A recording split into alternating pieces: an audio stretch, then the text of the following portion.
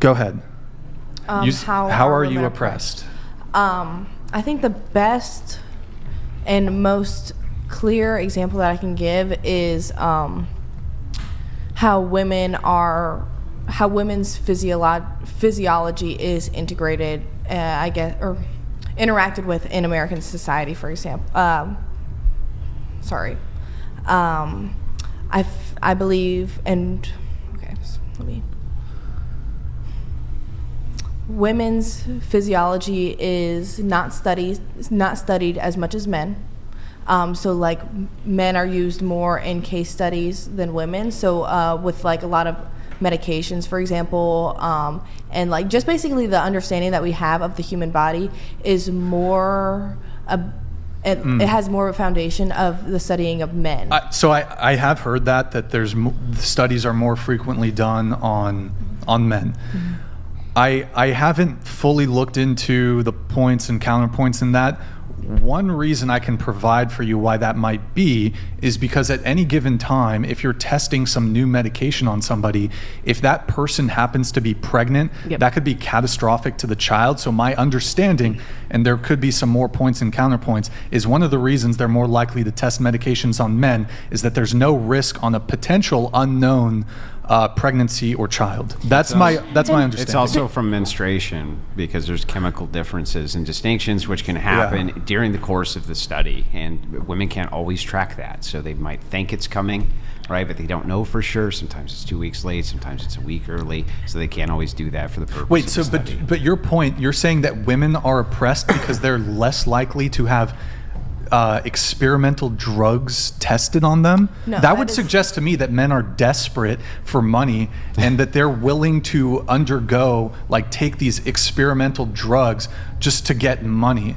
Because it's certainly the case that men, for example, are more likely to be homeless and more likely to be socioeconomically in a bad position. Mm-hmm. You disagree with that? Then how can it possibly be? I'm not disagreeing about homelessness.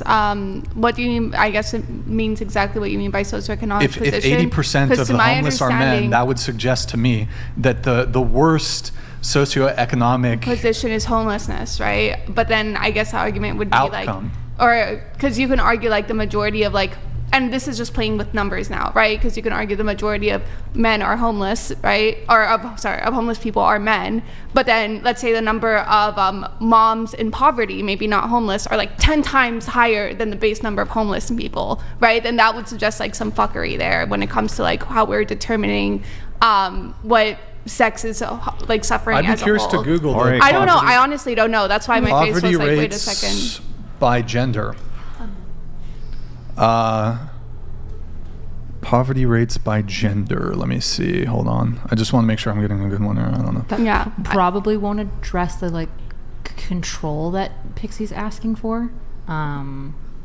Just to stay on it a little bit. You would need to look what she's basically saying is probably when you look at the lowest socioeconomic standard, which would be homeless individuals.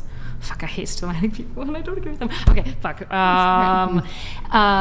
Essentially this lowest body group essentially is probably mostly men. But the issue is that if you go up to just a slightly higher group, which would be single mothers, there's probably disproportionately way more women there than there are even men in the homeless stature. So it's hard to quantify who's more poor overall, because who's more homeless overall is men. Who's more often alone to raise children? Well, that's women. I think that's the point she's getting at. Yes. Okay. Thank you. I would argue that homelessness is probably worse than just living in poverty. No, you're not understanding my base argument. I'm going to try to play with numbers here to make it more clear. Let's say there's 100 homeless. Can I take a shot at it? Okay. Just to make sure we get. So you're saying that it could be disproportionate to the next socioeconomic level. So you're not sure if just showing that there's a X rate of homelessness among men would really give us the full picture. Yeah, basically. If we had, let's say, 100 homeless individuals and 90 of those individuals are men. Yeah, that's obviously really, really bad. But let's say you go up a scale and then there's, 1,000 people in low income and 990 of those people are women. Well, then that shows it's just stat fuckery, basically. That's what I'm trying to get at. Yeah, well, I'm not disagreeing with you, but unless we have, the empirical data, we can't even look at it. So yeah, I agree. So